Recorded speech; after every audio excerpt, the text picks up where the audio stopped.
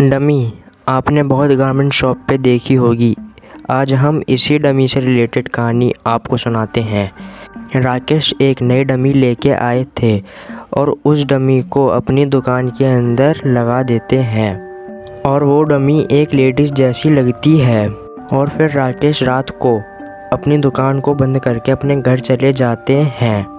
जब वह अगले दिन आते हैं तो फिर जहाँ पर उनकी दुकान होती है वहाँ के लोग कहते हैं कि आपकी दुकान की कल रात को लाइट जल रही थी, आप लाइट बंद करना भूल गए थे क्या?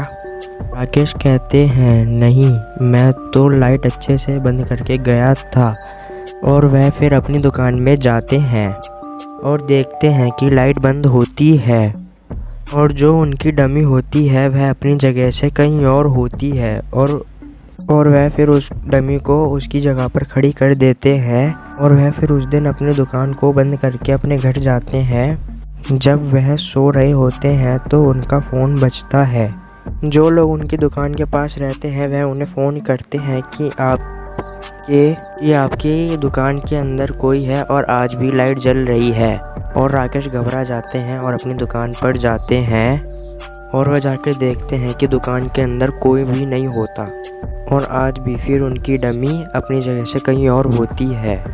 और जो उन्होंने उस डमी को जो कपड़े पहना रखे होते हैं वो भी चेंज्ड होते हैं।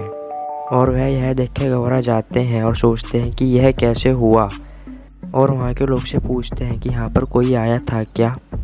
और वहाँ के लोग कहते हैं कि नहीं, आपकी दुकान का शटर बंद था और उस पर ताला लगा हुआ था। तो वह फिर बोलते हैं कि अंदर कौन जा सकता है। और फिर वह दुकान बंद करके अपने घर चले जाते हैं।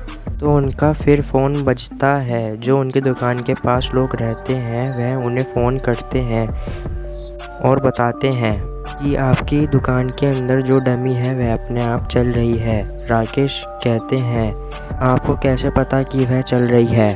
फिर वह बताते हैं कि जो आपकी दुकान के ऊपर जो शीशे के अंदर जो डमी खड़ी है वहाँ से देखा कि उसके अंदर आपकी जो डमी है वह अपने आप चल रही है।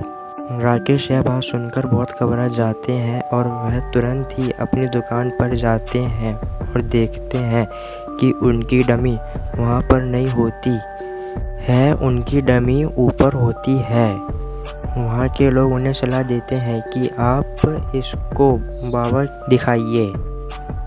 और राकेश अगले ही दिन उस डमी को बाबा के पास लेकर जाते हैं और वह बाबा अपने मंत्र द्वारा उस डमी को हिस्सों में करके ज़मीन में गाड़ देते हैं और राकेश उस डमी से मुक्त हो जाते हैं। लेकिन उनके मन में अभी भी एक सवाल चल रहा होता है कि आखिर इस डमी के अंदर आत्मा कैसे आई।